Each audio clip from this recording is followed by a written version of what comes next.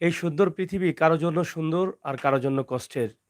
এই সুন্দর পৃথিবীতে কেউ এসে আল্লাহ তাআলার শুকরিয়া আদায় করছে, আর কেউ বা আবার কষ্ট পেয়ে কেন পৃথিবীতে আসলেন এরকম প্রশ্ন আল্লাহ তাআলাকেই করে থাকেন। কারণ মানুষ যখন কষ্টে পড়ে যায় তখন আল্লাহর উপরে ভরসা করে, অনেকে আবার গুসারাগ করে অনেক কথাই বলে থাকেন। তো সবকিছুর পরে আমরা আল্লাহর সৃষ্টি, আল্লাহর বান্দা এবং নবী করিম সাল্লাল্লাহু আলাইহি সাল্লামের উম্মত। আল্লাহ কখনো তার বান্দাদেরই নিরাশ করেন না। আল্লাহর ৯৯ নামের অধিকারী রহমানুর রাহিম। আল্লাহ বলেছেন, আমার মানুষগুলোকে আমিই কিন্তু কষ্টে রাখি, আমিই খাবার দেই, আমি খাবার কেড়ে নেই, আমি কষ্টে ফেলি, আমিই সুখ দেই। সব কিছুর মালিক এক আল্লাহ, যার কোনো শরিক নেই। হ্যাঁ, আমরা যার উম্মত, আমাদের প্রিয় নবী মোহাম্মদ সাল্লাল্লাহু আলাইহি সাল্লাম, যেই নবীর প্রেমে পড়ে আল্লাহ তাআলা এই সুন্দর পৃথিবী সৃষ্টি করেছেন, যেই নবীকে ভালোবেসে এই আকাশ বাতাস সব কিছু আজকে সৃষ্টি করেছেন, সেই নবীর উম্মত হিসাবেই আমরা এই পৃথিবীতে আছি। সেই নবীকে ভালোবাসেন। আর আল্লাহর রাসূল বলেছেন যে, আমাকে যারা ভালোবাসলো তারা যেন আল্লাহকে ভালোবাসলো। আর আল্লাহ বলেছেন, যারা আমাকে পেতে চায়, আমার কাছে আসতে চায়, তারা অবশ্যই আমার বন্ধু প্রিয় নবী মুহাম্মদ সাল্লাল্লাহু আলাইহি সাল্লামকে ভালোবাসতে হবে। তাহলে তো আমরা আমাদের নবীর উম্মত। শেষ নবী, আখেরি নবী, প্রিয় নবী মুহাম্মদ সাল্লাল্লাহু আলাইহি সাল্লামের উম্মত। আল্লাহ যেখানে বলেছেন যে, নবীকে যারা ভালোবাসলো তারা যেন আমাকে ভালোবাসলো। নবীকে যারা ভালোবাসে তারা যেন আমাকে পায় বা আমাকে পাবে। এরকমই আল্লাহ বলেছেন। তাহলে আমার নবী করিম সাল্লাল্লাহু আলাইহি সাল্লামের জীবন দশায় যেটা বলে গেছেন, যেটা দেখিয়েছেন, যেটা নির্দেশ করে গেছেন, সেটা কি আমরা মানব না? অবশ্যই মানব। সকালের বাদশা, বিকালে ফকির, এরকম আমাদের চোখের সামনেও অনেক পড়েছে। বিকেলে ফকির, সকালে বাদশা, এরকমও দেখেছি। চোখের পলকেই কিন্তু মানুষের জীবন পরিবর্তন হয়ে যাচ্ছে। কেউ ভাত পাচ্ছে না, কিন্তু বর্তমানে কোটি, কোটি টাকার মালিক। কেউ কিছুদিন আগে কোটি, কোটি টাকা ছিল, কিন্তু বর্তমানে ভাত পাচ্ছে না। এটা সবকিছু নিয়ন্ত্রণ করেন কে? একমাত্রই আল্লাহ। কেউ সুস্থ আছে, অসুস্থ হয়ে পড়ছে। আবার কেউ সুস্থ আছে, সুস্থই আল্লাহ তাআলা রেখেছেন। কারো টাকা আছে, কিন্তু রোগ নেই। আর কারো রোগ আছে, টাকা নেই। এই সবকিছু কে করেন? একমাত্র যিনি সৃষ্টিকর্তা, আল্লাহ তাআলা। এই সবকিছুর মাঝেও কিন্তু আমাদেরকে এই পৃথিবীতে বেঁচে থাকতে হবে। এই কয়েকদিনের দুনিয়াতে আমরা অস্থায়ীভাবে এসেছি, চিরস্থায়ী জীবনে চলে যাব।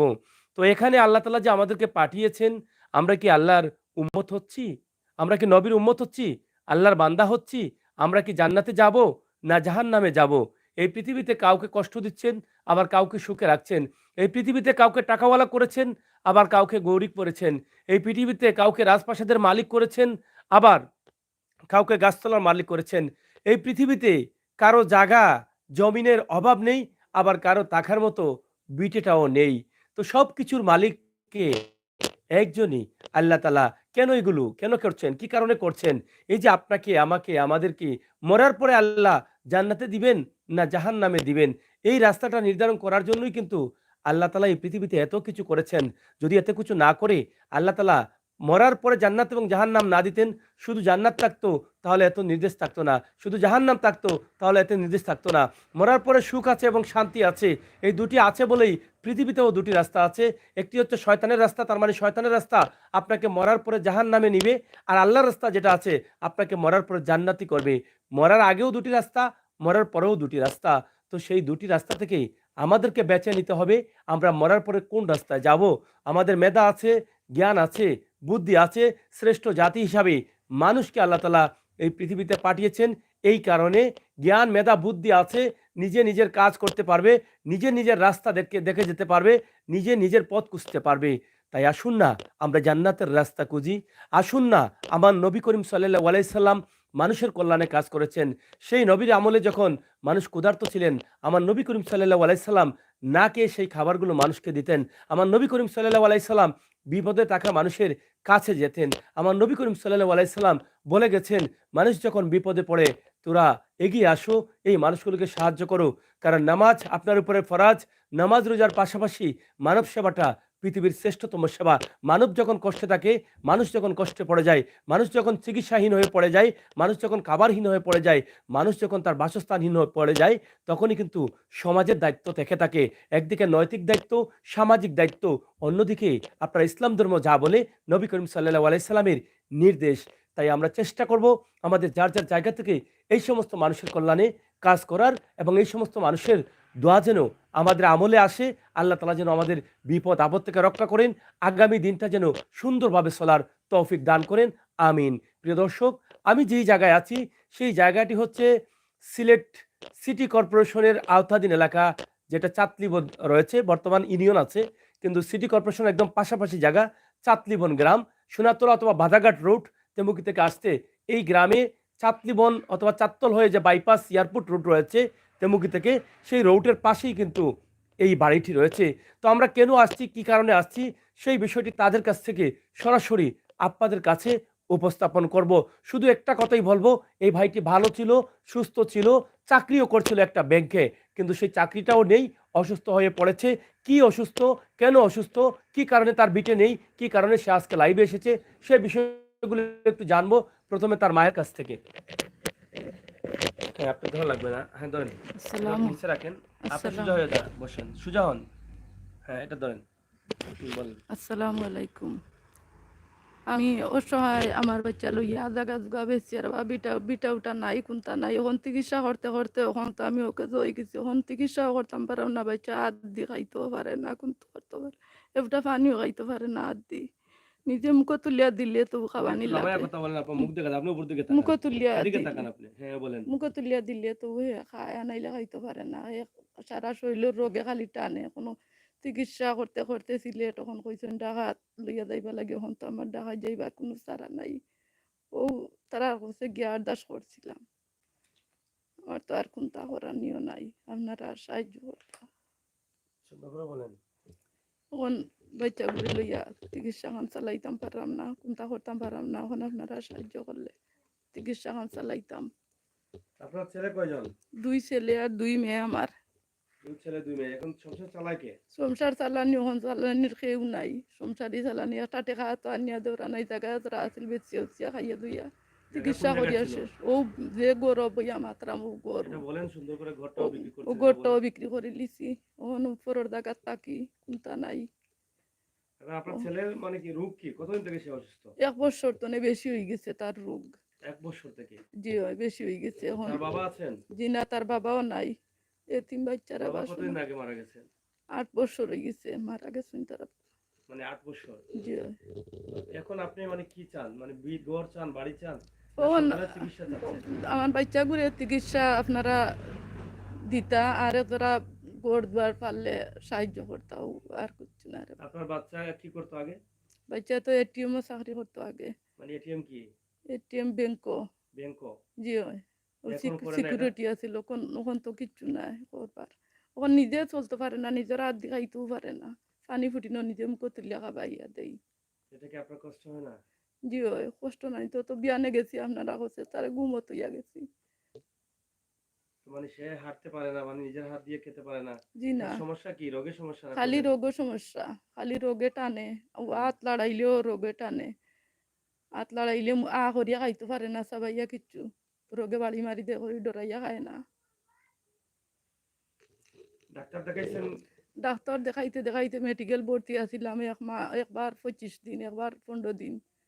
এরপরে প্রাইভেট করাইছি, এর আগে করতে করতে বাদে মেডিকেল গিয়ে ভর্তি হয়েছি। মেডিকেলও কোনো চিকিৎসা তারা হয়েছে কিচ্ছু পাইছি না। এমআরআই কতবার করাইছি। তা খালি পরীক্ষা, কোনো ওষুধ তারা দিছই না। এখন কোনো চিকিৎসা আমরা পাইছি না। ডাকাই যাও কুয়াগি লইয়া, এখন ডাকাই যাইতাম, আমার তো কোনো সারা নাই। ডাকাই যাইবার আমার টাকা পয়সা নাই, আমি কিলা যাইতাম। ও লইয়া বাচ্চারে লইয়া খান দিলাম। আর কি তখন কোনো একটা খবর পাইয়া তারা কাছে গেছি, গিয়া আরদাস করছি বিয়ানে। ও আপনারা তারা কে আইসি। বললো আমাদের কাছে যাওয়ার জন্য? ও যে মোবাইলের দোকানত একজনে টুকার বাজারত, তাই ও কিতা নাম মনো, আচ্ছা, যাই হোক। ও তাই কইছেন এখন কবাই মানে কি গেছি চাওয়ার? আমি। আপনারা কি চাচ্ছেন এখন, এটা বলেন। তখন আমার বাচ্চা গুড় চিকিৎসা আর এজরা গোর বাড়ি আমার, ও আর কিচ্ছু না রে বা, শোনা আপনারা সাহায্য করতা দয়া করি। চিকিৎসাটা আগে না ঘর বাড়ি আগে আপনার? না, আগে আমার বাচ্চার চিকিৎসা। তো বাচ্চা বাচ্চা আগে কই ভালো গেল? হোক, বাচ্চাটা ভালো হোক আগে। আমার বাচ্চা বাঁচা না, আমি বাড়ি দিয়া গোর দিকে তাও লাগিয়ে বলতে বেশিলাম ওই বাচ্চা বাঁচুক। আর কোনো উপায় নাই আমার। আপনার ছেলে কি আরেকটা ছোট? আর ওটা ছোট আছে, 16-17 বছরের ছেলে। আচ্ছা, দেখে দেন। এই যে মাহের আহাজারি আসলে ক্যামেরার সামনে আসলে অনেকটা ভয় পান। তিনি সকালে আমি যখন ঘুমিয়েছিলাম তখন আমার বাসাতে গিয়েছেন।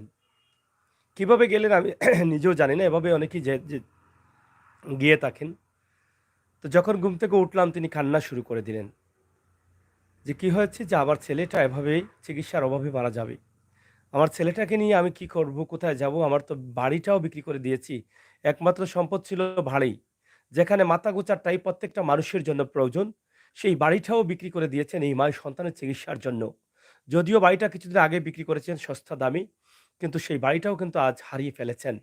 উনার বেঁচে থাকার মতো বা উনি ঘরে থাকার মতো একটা ঘর নেই উনার। সেটা আপনারা হয়তো শুনেছেন। এই বাচ্চাটিকে, এই সন্তানটিকে বাঁচানোর জন্য আজকে এই এতিম সন্তান, পিতাহারা সন্তান আজকে কার কাছে চাইবে? আজকে তার জীবন নিয়ে, জীবন বাঁচানো নিয়ে, জীবনের আসলে কি হচ্ছে, কি হবে সেই টেনশনে কাটছে তার দিন রাত। অসহায় মা মানুষের মানুষে ঘুরছেন, মানুষের ধারে ধারে যাচ্ছেন। এখন খাবারটাও কিন্তু জোগাড় করতে পারছেন না। না পেরে নিরুপায় হয়ে চলে গেছেন আমাদের কাছে, আমাদের এখানে। আশা করে একটা ভিডিও দিচ্ছেন। হয়তো ভাবছেন যে এখানে সাহায্য আসবে এখান থেকে ভিডিও করলে। ও প্রিয় ভাই বোনেরা, আপনারা তো আমাকে আপনাদেরই ভাই বানিয়েছেন। আপনারাই তো সাহায্য করেন বলে এই সমস্ত মানুষগুলোকে আমরা তুলে ধরি। তাই দয়া করে আপনার সাধ্য অনুযায়ী এই বাচ্চাটিকে আপনারা সাহায্য করবেন। আজকে যদি আপনার ভাই এরকম অসুস্থ হতো, আপনি কি বসে থাকতে পারতেন? আপনি যদি আজকে আপনার সন্তান যদি এরকম হতো, আপনি কি বসে থাকতে পারতেন? পারতেন না। কারণ মায়ের শেষ সম্পদ যেটা তার বাবা রেখে গেছিলেন তাদের জন্য, যে আমার ছেলেরা এই বাড়িতে থাকবে, বসবাস করবে। কিন্তু সেই সম্পদটাও মা বিক্রি করে দিয়েছেন। সেই সম্পদের দিকে তাকাননি। কারণ তিনি তাকাচ্ছেন উনার সন্তানটা যদি বেঁচে থাকে এর চাইতে বড় পাওয়ার কিন্তু কিছু নেই। গাছতলায় থাকবো, তারপর আমার সন্তানটা যাতে সুস্থ হয়। প্রিয় দর্শক, আজ আপনি সুস্থ আছেন, আপনার সন্তানও সুস্থ আছে, আপনার টাকাও আছে, পয়সাও আছে, কিন্তু আপনার রোগ নেই কেন ভাই? কেন রোগ দেয় না? আল্লাহ কি চাইলে আমার এই মাকে, এই কষ্টে থাকা মাকে, যেই মা সারা জীবন স্বপ্ন দেখেছিলেন এই সন্তানটি বড় হবে, লেখাপড়া শেষে চাকরি করবে, চাকরির পরে আমার মুখে হাসি ফুটবে, হয়তো আমি নামাজ রোজা করে কাটিয়ে দিব, আমার সন্তান আমার মুখে রুটি দিবে। কিন্তু সেই মা যে স্বপ্ন দেখেছিলেন সেটা কি আল্লাহ জানতেন না? সেই স্বপ্ন তো বাস্তবায়নের দিকে গিয়েছিল, আল্লাহ নিয়েছিলেন। আবার কেন স্বপ্নকে বাস্তবায়নের জায়গায় নিয়ে আবার কেন ভেঙে দিলেন? এটাই সবকিছু আল্লাহ তাআলার সৃষ্টি, আল্লাহ তাআলার হুকুম। কারণ আল্লাহ আপনাকে রোগ দেন নাই। আপনার টাকা আছে, সন্তানও সুস্থ আছে। আপনার যদি টাকা আছে, আপনার সন্তান অসুস্থ হলেও কিন্তু আপনার এভাবে টাকা চাইতে আসতে আসতে হতো না। কারণ আল্লাহ তাআলা মানুষকে এই পৃথিবীতে পরীক্ষা করতে পারতেন না। কিন্তু এমন মাকে দিয়েছেন, যেই মাকে দিয়ে আপনাকে আমাকে, যে মানুষগুলো আশপাশে রয়েছেন, এই বাড়ির আশপাশে, এই এলাকার আশপাশে যেই মানুষগুলো দেখবে এই সন্তানটি চিকিৎসাহীন অবস্থায় পড়ে আছে, তার চিকিৎসার প্রয়োজন, সাহায্যের প্রয়োজন, তাকে সাহায্য দিচ্ছেন না, সে চিকিৎসা করতে পারছেন না, তারাই কিন্তু আল্লাহ তাআলার কাছে ধরা খাইবেন। এবং আরো যারা আমাদের লাইভের মাধ্যমে, সোশ্যাল মিডিয়ার মাধ্যমে যারা দেশ বিদেশ থেকে, বিশ্বের বিভিন্ন দেশ থেকে দেখবেন, আপনাদেরকেও কিন্তু পরীক্ষা করার জন্য আল্লাহ এই মাকে এই জায়গায় রেখেছেন, এই ভাইটিকে অসুস্থ করে ফেলেছেন। আমি আশা করব আপনারা সবাই যার যার সাধ্য অনুযায়ী আমার এই ভাইটিকে সাহায্য করেন। শুকরিয়া আদায় করেন আল্লাহর, যে আল্লাহ আপনার সন্তানকে ভালো রেখেছেন। ও মা, আপনার সন্তান তো রুজু করছে লক্ষ লক্ষ টাকা, কিন্তু আপনাকে তো এভাবে আল্লাহ করেননি, আল্লাহ গরিব করেননি। আল্লাহ আপনাকে এই মায়ের মতো আজকে সাহায্য চাইতে ক্যামেরার সামনে আনেননি। আপনি শুকরিয়া আদায় করবেন না কেন? আল্লাহ তো বলেছেন, যারা আমার শুকরিয়া আদায় করে তাদের প্রতি আমি সন্তুষ্ট হই। যারা আমার শুকরিয়া আদায় করে তাদেরকে আরো বেশি বেশি আমি সম্মানী করি, টাকাওয়ালা করি, ইজ্জতওয়ালা করি। তাহলে কেন গো মা, আপনার সন্তান আজকে ভালো আছে, আপনার সন্তান আজকে সুস্থ আছে, আপনার সন্তান লক্ষ লক্ষ টাকা রুজি করছে, আপনার সন্তান এভাবে তো অসুস্থ হয়ে পড়ছে না? এই যে এই ছেলেটি একটা ব্যাংকের বুথে কাজ করত, সে একজন ব্যাংকের চাকরিজীবী ধরতে পারেন আপনি। তো সেখানে ব্যাংকের বুথে চাকরি করত, সেখানে সুস্থ ছিল, ভালো ছিল।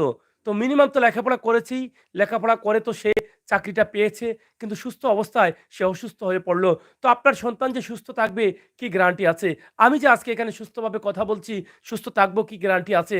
তাহলে কি এই ভাইটির মতো আমরা হয়ে যেতে পারি না যেকোনো সময়? পারি, কারণ আল্লাহ চাইলে। তাহলে কি করতে হবে?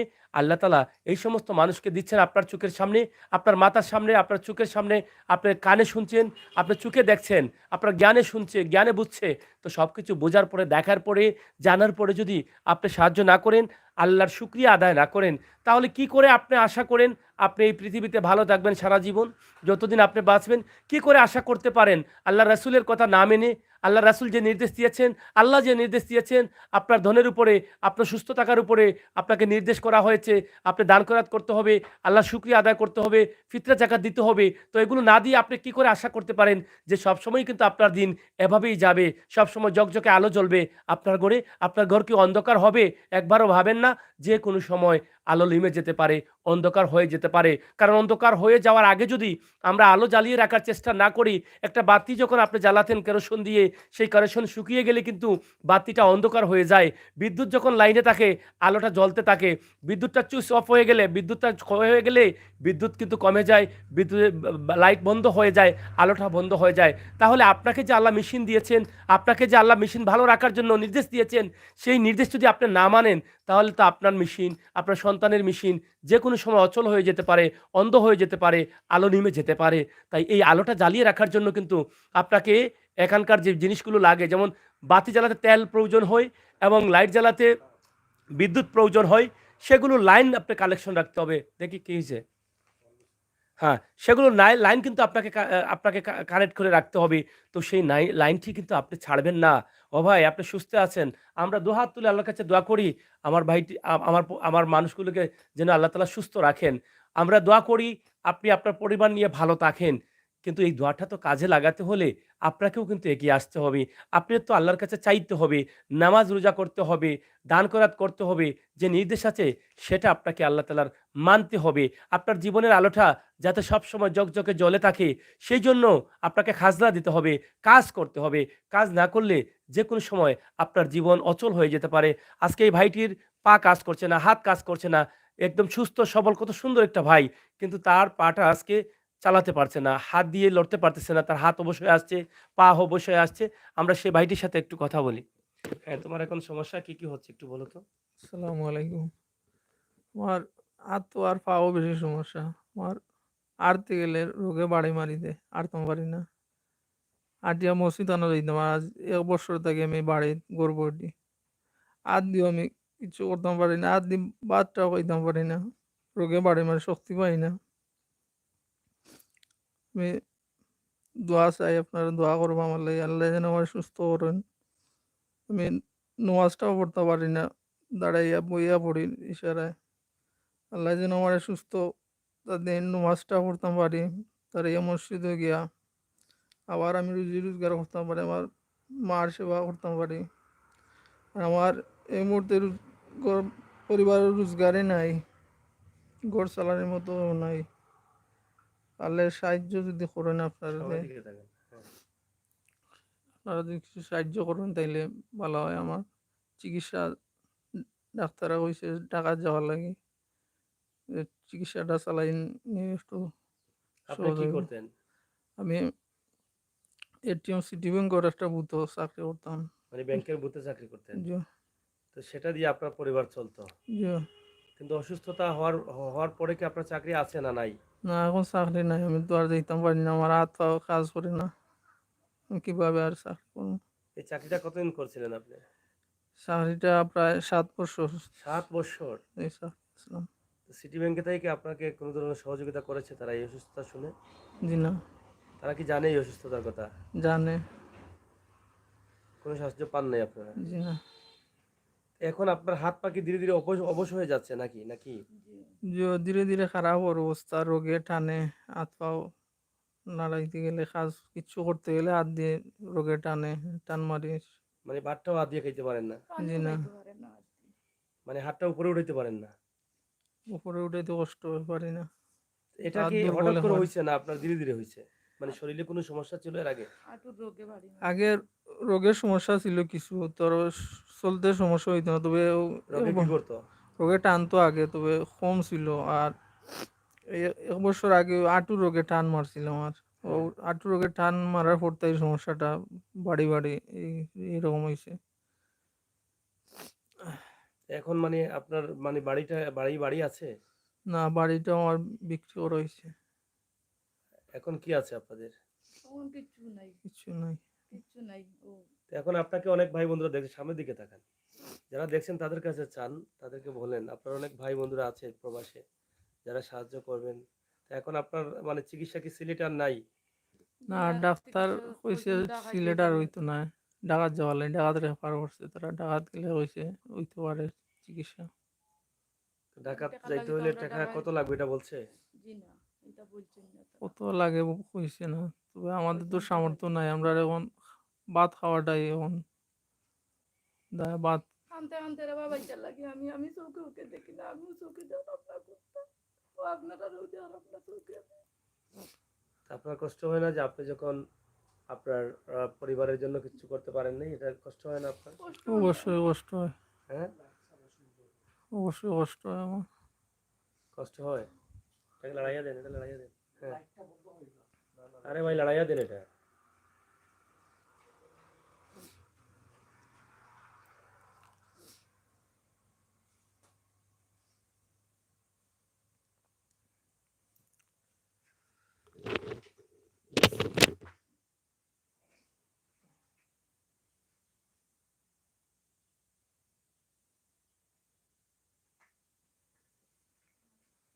আপনার পরিবারের জন্য যখন আপনার এই যে মানে কষ্ট হয় না, আপনার মা যে আপনাকে নিয়ে এত পরেশানি করছেন? অবশ্যই কষ্ট হয়, লাগে আমার। সব আল্লাহ যেন আমার সুস্থ করবেন, আর আপনারা বিদেশি ভাই বন্ধু বলে গেছে আমার, সব যদি পারেন সাহায্য করবো আমারে, আমার যে চিকিৎসাটা চালাইতাম ভাই, চিকিৎসা চালানে যদি সুস্থ হই, আল্লাহ সুস্থতা দিন, তাইলে মার কষ্টটা দূর হইব, আমি যদি রুজি রোজগার করতাম ভারি আগর লাগান ও চাওয়া আপনারা কাছে।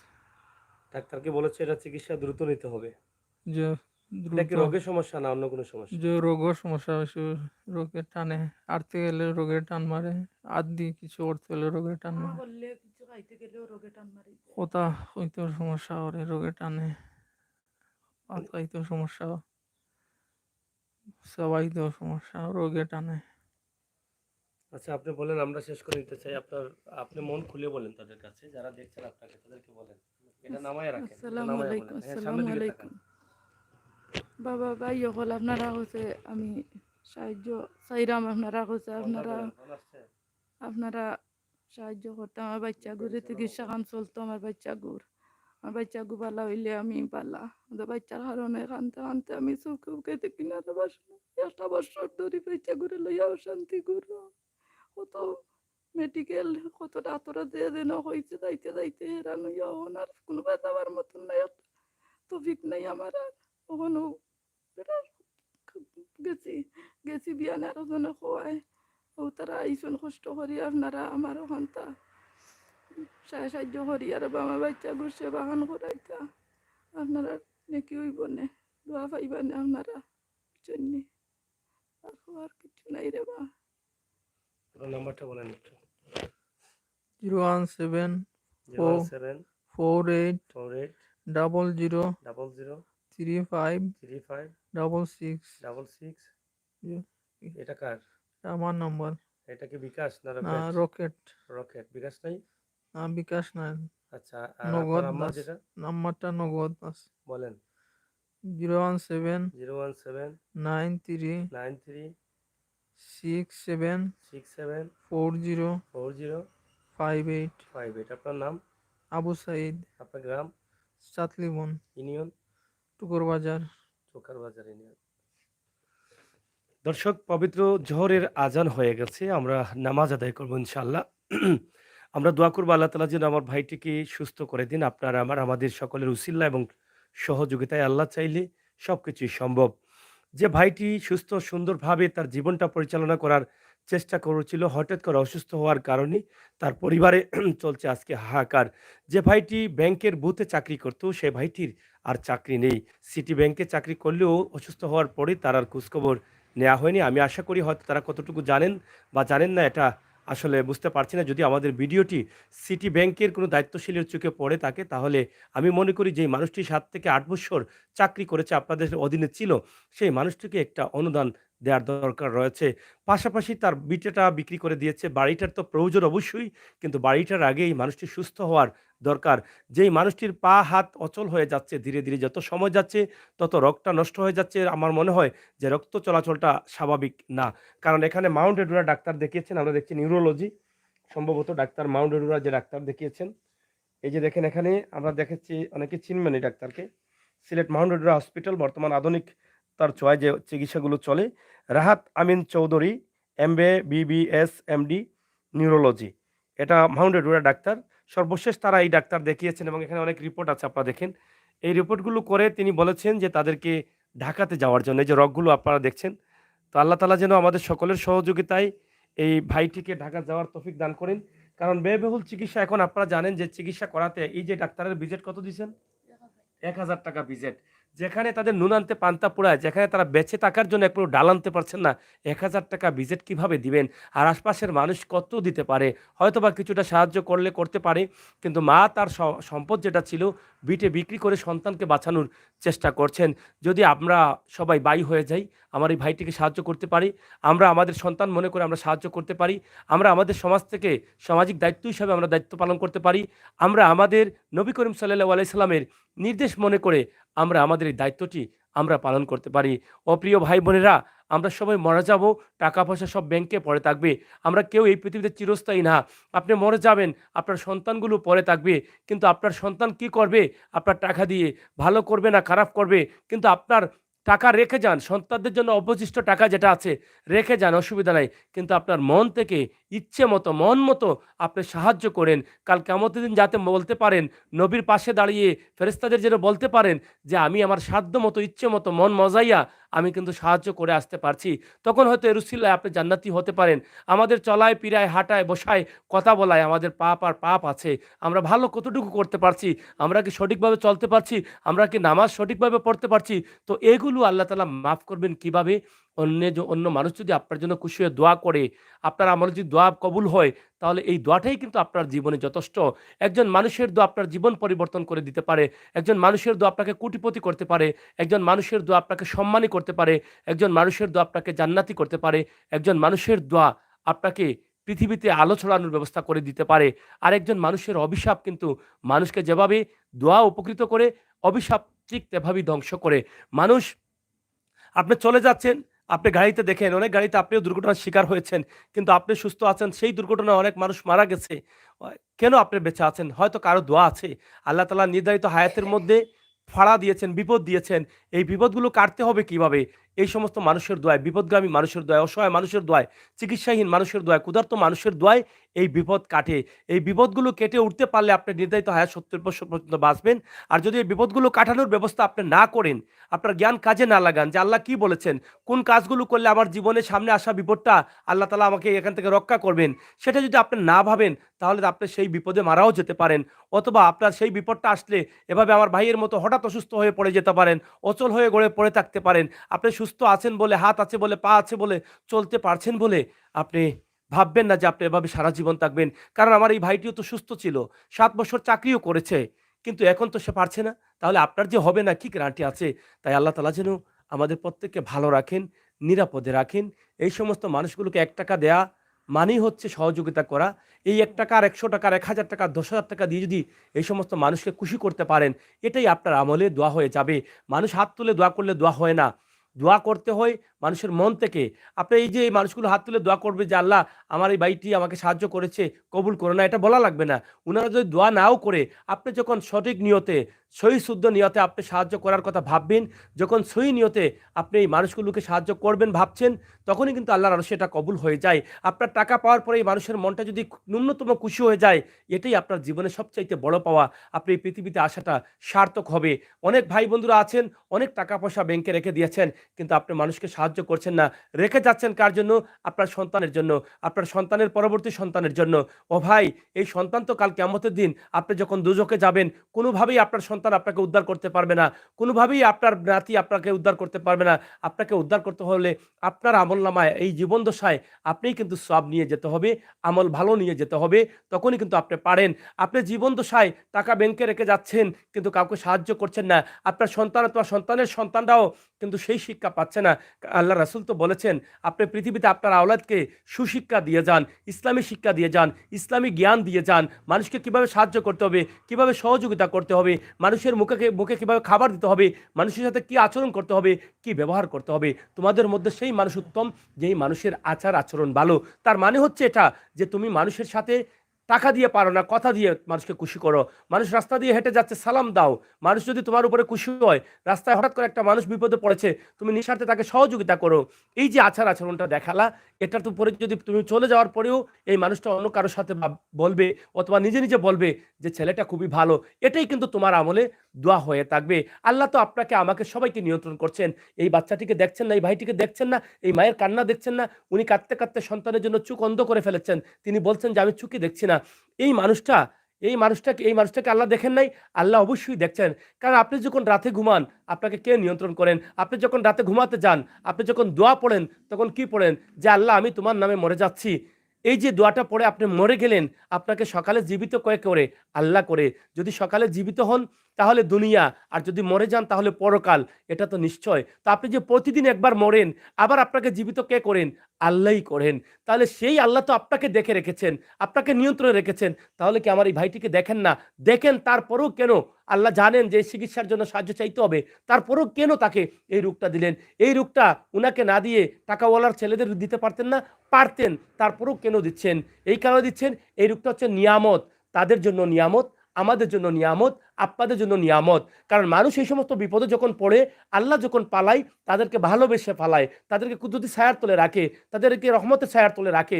আর এই মানুষগুলোকে যারা সাহায্য করতে আসে, তারাও কিন্তু আল্লাহ রহমতি ছায়ার তলে আসলো, কুদরতি ছায়ার তলে আসলো। তো সেই কুদরতি ছায়ার তলে আপনাকে আসতে হবে এই কারণে, কারণ আপনার জীবনটা সুন্দর করতে হলে আপনার ভবিষ্যৎ প্রজন্মকে শিক্ষা দিয়ে যেতে হবে। এই কারণে এই সমস্ত মানুষের সাহায্য করার দরকার। তাদেরকে বলে যেতে হবে যে আমি না থাকলেও তোমার সাধ্য অনুযায়ী মানুষের কল্যাণে, মানুষের বিপদে তুমি এগিয়ে আসিও, তুমি তোমার সাধ্য অনুযায়ী সাহায্য করিও। ও ভাই, আপনি যখন ঘুমাচ্ছেন, মশা মাছি অনেক কিছু দেখবেন আপনার পায়ে কামড় দিচ্ছে, আপনার গালে কামড় দিচ্ছে, আপনার মুখে কামড় দিচ্ছে, কিন্তু আপনার কান দিয়ে মশা ঢুকে না। কারণ আল্লাহর উপরে ভরসা করে তো আপনি মরেই গেছেন। আপনি তো বলেছেন যে আমি আল্লাহর হুকুমে মরে যাচ্ছি। তো সেই দোয়ায়ের অর্থ যদি এটা হয়ে থাকে, তাহলে আল্লাহ যখন আপনাকে আল্লাহর উপরে যখন হুকুম আশা করে ঘুমিয়েছেন, তখন তো আল্লাহ আপনাকে নিয়ন্ত্রণ রাখছেন। কারণ মশাটা তো আপনার নাক দিয়ে ঢুকে না, আপনার কান দিয়ে ঢুকে না। চাইলে তো ঢুকতে পারতো, কিন্তু ঢুকছে কারো? ঢুকে নাই। কারণ আল্লাহ আপনাকে নিয়ন্ত্রণ করেন। আপনার তুলতুলে হাতটা কত কাজ করেন, কিন্তু হাত, এই যে আমার এই বয়সে কত কাজ করেছি, প্রতিদিন গাড়ি চালাই, প্রতি কাজ করি, মোবাইল ধরি, কিন্তু হাতটা কি ক্ষয় হয়েছে? এই হাতটা কি ক্ষয় হয়ে যাচ্ছে? কিন্তু ক্ষয় হয়ে যায় নাই। কিন্তু একটা পাথর যদি প্রতিদিন আপনি পাড়া দিয়ে পার হন বা প্রতিদিন হাত রাখেন, তাহলে পাথরটা ক্ষয় হয়ে যায়। লোহাটাতে যদি এভাবে করেন, লোহাটা ক্ষয় হয়ে যায়, কিন্তু মানুষের তুলতুলে শরীরটা কিন্তু ক্ষয় হয় না। ও ভাই, এই কিছু যদি আপনি ভাবেন যে কে আপনাকে নিয়ন্ত্রণ করে, তাহলে এই পৃথিবী কিছু না। নমাজ রোজা পাশাপাশি আপনাকে মরার ভয় আনতে হবে। মরে গেলে যে দুজকে যাবেন, এই চিন্তাটা একটাবার করেন, একটাবার ভাবেন, দেখেন আপনার মাথা ঠিক থাকবে না। ও ভাই, আমি তো সবসময় আল্লাহকে বলি, ও আল্লাহ, মরার আগে যেন আমি মানুষের কল্যাণে কাজ করে যেতে পারি। আমার বিশ্বাস, কোনো মানুষ যদি মরার চিন্তা করে যে আমার এক নিঃশ্বাসের বিশ্বাস নাই, বয়স আছে 25, আমি যে কোনো সময় মারা যেতে পারি, বয়স আছে 40, যে কোনো সময় মারা যেতে পারি। কারণ আমার চোখের সামনেই তো ছোটো বাচ্চা মারা যাচ্ছে, 25 বছরের বাইটি মারা যাচ্ছে, আমার দাদা মারা গেছেন, আমার নানি মারা গেছেন, এভাবেই তো যুগের পর যুগ মারাই যাচ্ছেন। তো আমি যেহেতু মারা যাব, আমি যদি জান্নাতে যাই সুখী হব। আর জাহান্নামে গেলে তো এত কষ্ট, পৃথিবীতে জীবিত মানুষকে যদি চাকু দিয়ে আঘাত করা হয়, এত কষ্ট এই পৃথিবীতে নাই। জাহান্নামে এত কষ্ট। আল্লাহর ওয়াস্তে একটাবার চোখ বন্ধ করেন, আর একটাবার ভাবেন, আপনি মরার পরে যদি জান্নাতি হন তাহলে তো ভালো, আর মরার পরে যদি জাহান্নামী হন তাহলে কি হতে পারে? আপনি মরার ভয়টা নিয়ে আসেন। আপনি একটাবার ভাবেন যে পৃথিবীতে কিছু করে যাই, আমার তো সন্তান আছে, আমি তো সন্তানদের রেখে যাব, ভালো কিছু করে গেলে আমার সন্তানগুলো ভালো ফলাফল পাবে, আমি মরার পরেও আমার সন্তানের উপরে আল্লাহ তাআলার রহমত থাকবে। আর খারাপ কিছু গেলে আমি মরার পরেও আমার সন্তানের উপরে আল্লাহ তাআলার গজব পড়বে। এরকম পড়ছে। যত মানুষ এই পৃথিবীতে জুলুম অত্যাচার করেছে, তাদের শক্তি ছিল, মেধা ছিল, জ্ঞান ছিল, গোষ্ঠী বড় ছিল, টাকা ছিল বলে অনেক মানুষকে জুলুম অত্যাচার করে গেছে। কিন্তু সেই মানুষটি মরে যাওয়ার পর তাদের পরবর্তী প্রজন্ম, তাদের সন্তানরা আমরা দেখেছি বাহাতো পাচ্ছে না। কারণ বাবা ভুল করে গেলে এর মাসুল দিতে হয় সন্তানদেরকে। তো আল্লাহ তাআলা তো সেটা বলেছেন যে আপনি চলে যাবেন, এমন কিছু করে যান যাতে তুমি মরার পরে আল্লাহ তাআলার রহমত তোমার পরিবারের উপরে, তোমার আওলাদের উপরে থাকে। কারণ আপনি মরে যাওয়ার পরে দেখবেন, ভালো মানুষ যখন ভিক্ষা করেও মরে যায়, কিন্তু তার সন্তান রেখে যখন যায় তখন তার সন্তানটা কোটিপতি হয়ে যায়, তখন পার্শ্ববর্তী ভাই বলে যে এই মানুষটা তো তার বাবা এরকম ছিল, কিন্তু সে তো আজকে কোটিপতি, তার বাবা দেখে যেতে পারলো না। এই যে এর কারণটা কি? এর কারণটা হচ্ছে তার বাবা ভালো মানুষ ছিল, মানুষের দোয়া ছিল, এই মানুষের দোয়া এবং বদৌলতে আল্লাহ তাআলা তাকে সুখী করেছেন, কোটিপতি করেছেন। এর কারণটা হচ্ছে আপনি মরার পরেও আপনার কথা বলবে যে তার বাবা খুবই ভালো মানুষ ছিল, এজন্য আল্লাহ তাকে দিয়ে দিচ্ছে। তো এই কথাগুলো তো আমাদের সমাজে সচরাচর আছে। এখান থেকে আমাদের জ্ঞান অর্জন করতে হবে। আল্লাহ তাআলা যেন আমাদের প্রত্যেককে ঈমানি শক্তি বাড়িয়ে দেন, মরণের ভয়টা আমাদের ভিতরে দেন। মরণের ভয় যাদের ভিতরে আসবে তারা নামাজ ছাড়বে না। মরণের ভয় যাদের ভিতরে আসবে তারা এই সমস্ত মানুষের কাছে না এসে পারবে না। মরণের ভয় যাদের ভিতরে আসবে, যারা চিকিৎসাহীন মানুষ দেখবে তাদেরকে এগিয়ে যাবে, তাদেরকে সাহায্য করার জন্য, ক্ষুধার্ত মানুষকে খাবার দেওয়ার জন্য। সে প্রতিটি পাড়ায় পাড়ায় চেষ্টা করবে মানুষের কল্যাণে কাজ করার। ইনশাআল্লাহ কিছুক্ষণ পরেই আমরাও নামাজ পড়বো, আপনাদের জন্য দোয়া করব। আল্লাহ তাআলা যেন আমার এই বাইটিকে প্রত্যেককে দেওয়ার তৌফিক দান করেন। যারা এই ভিডিওটি দেখছেন প্রত্যেককে যেন সাহায্য করার তৌফিক দান করেন। যারা কখনো সাহায্য করেন নাই তাদের কাছে আজকে দুহাত তুলে আল্লাহর রাস্তায় চেয়ে গেলাম, আপনাদের কাছে চাইলাম যে আপনারা একটিবার আমার ভাইটিকে 10,000 টাকা দেন, 5,000 টাকা দেন, দিয়ে আমার ভাইটির সাথে কথা বলেন। কথা বলার সাথে দেখবেন আপনি পৃথিবীর সবচেয়ে শান্তির একটা নিঃশ্বাস ফেলবেন, যে আপনি মনে করবেন পৃথিবীতে আসা আপনার সার্থক। কারণ এই মানুষটা যখন বলবে ভাই আমি আপনার সাহায্য পেয়েছি, আল্লাহ আপনার ভালো করুক, তখনই আপনি বুঝতে পারবেন যে কি করলেন। একবার করে দেখেন ভাই, শয়তানের দুকা থেকে বেরিয়ে আসেন। এই অনুরোধটুকু করে গেলাম। আপনাদের সকলের সুস্বাস্থ্য দিকেও কামনা করছি। সরাসরি তাদের নাম্বার ক্যাপশনে দেওয়া আছে, তবে তাদের বিকাশ নেই। রকেট আছে, রকেট থাকলে সম্ভবত ডাস বাংলার রকেট, সেটা হয়তো প্রবাস থেকে আপনারা যারা সাহায্য করবেন রকেটে মোবাইলের মাধ্যমে আপনারা ছাড়তে পারবেন। আমার বিশ্বাস, আমি যতটুকু জানি রকেটে ছাড়া যাবে টাকা, জি ছাড়া যায়। মানে অ্যাকাউন্ট থেকে বিকাশ, মানে ডাস বাংলার অ্যাকাউন্ট থেকে বা জি ব্যাংকের অ্যাকাউন্টে ছাড়া যায়। রকেট আছে, রকেটে আপনারা ছাড়তে পারেন। এবং আমার মায়ের নাম্বারটা দিয়েছি, এখানে নগদ আছে। তো যে যেভাবে পারেন তাদের সাথে কথা বলে আপনারা সাহায্যটা তাদের কাছে দিবেন। এখান থেকে চলে যাওয়ার পর আর আমাদের সাথে যোগাযোগ করবেন না। আরেকটি বিষয়, যে ভাইটি আমার কাছে পাঠিয়েছেন আমার এই মাকে আজ সকালবেলায়, সেই ভাইটিকে অসংখ্য ধন্যবাদ। সে আমার পরিচিত এক ছোট ভাই, মোবাইল ইঞ্জিনিয়ার। হয়তো ওনার সাথে ওনার দেখা হয়েছে, তখন সে একটা সিটিও লিখেছে আমার কাছে। সকালে তার সিটিটা আমি পড়েছি। তার নাম হচ্ছে জুনায়েদ। সে টুকের বাজারে মোবাইল ইঞ্জিনিয়ারিং করে, এবং সে ওনাকে বলে দিয়েছে যে সাগর ভাইয়ের কাছে গেলে হয়তো আপনি উপকৃত হতে পারেন। ও ভাই, এই যে মানুষের বিশ্বাসটা কে করিয়ে দিয়েছে? আল্লাহ তাআলা দিয়েছেন, আপনারা উসিল্লা করেছেন বলে। এই বিশ্বাসটা যেন মানুষ আমার উপর রাখতে পারে। এই সমস্ত মানুষকে যদি আপনারা সাহায্য করেন, এখানে আমি এসে কথা বলে যদি একটু সবের অংশীদারিত্ব হই, তাহলে সেখান থেকে আপনারাও সবের অংশীদারি। কারণ আপনাদের আমির হোসেন সাগরকে আপনারাই কিন্তু বানাচ্ছেন এই সমস্ত মানুষের কল্যাণে কাজ করার। আমি তো চেষ্টা করি এই সমস্ত মানুষের জন্য নিঃস্বার্থে, নিরলসভাবে। এখানে কোনো টাকা পয়সার জন্য ভাই আমি আসি না। এই ভিডিওগুলো সম্পূর্ণ আল্লাহর ওয়াস্তে করি, আল্লাহর ওয়াস্তে করি, আল্লাহর ওয়াস্তে করি। আল্লাহ যেন আমার আমলনামায় মরার পরে এই সমস্ত মানুষগুলোর দোয়া যেন আমার আমলে থাকে। এদের দোয়ায় যেন আমি দুনিয়াতে এবং পরকালে সবসময় ভালো থাকতে পারি। আমার সন্তানরা, আমার পরিবারের সদস্যরা যেন ভালো থাকতে পারে। এই আশায় কিন্তু আমরা এই ভিডিওগুলো করি। তাই আজকে যারা আমার সাথে রয়েছেন, এখানে নজির রয়েছে অল টাইম সিলেট থেকে, আমি নজিরকে ধন্যবাদ জানাই এবং তাদের জন্য দোয়া করবেন। এবং এমটিভি সিলেট রয়েছে, এখানে আমার আরেক ভাই, আপনারা তাদের জন্য দোয়া করবেন। সিলেটের magazine, Facebook page, YouTube channel আছে। যারা নতুন আসছেন, অন্তপক্ষে খারাপ কিছু দেব না, যদি ভালো কিছু না পারি আপনারা আমাদের চ্যানেলগুলোকে বন্ধ করে এগিয়ে নিয়ে যাবেন এবং মানুষের কল্যাণে সবসময় সাহায্য করবেন। আল্লাহ তাআলা যেন আমাদের প্রত্যেকের ইমানি শক্তি বাড়িয়ে দেন, সেই আশা প্রত্যাশা রেখে বিদায় নিচ্ছি। সিলেট সদর উপজেলা 6 নং টুকের বাজার ইউনিয়নের চাতলিবন গ্রাম থেকে সরাসরি আপনারা তাদের সাথে যোগাযোগ করে সাহায্য পাঠিয়ে দিবেন। আল্লাহ হাফেজ।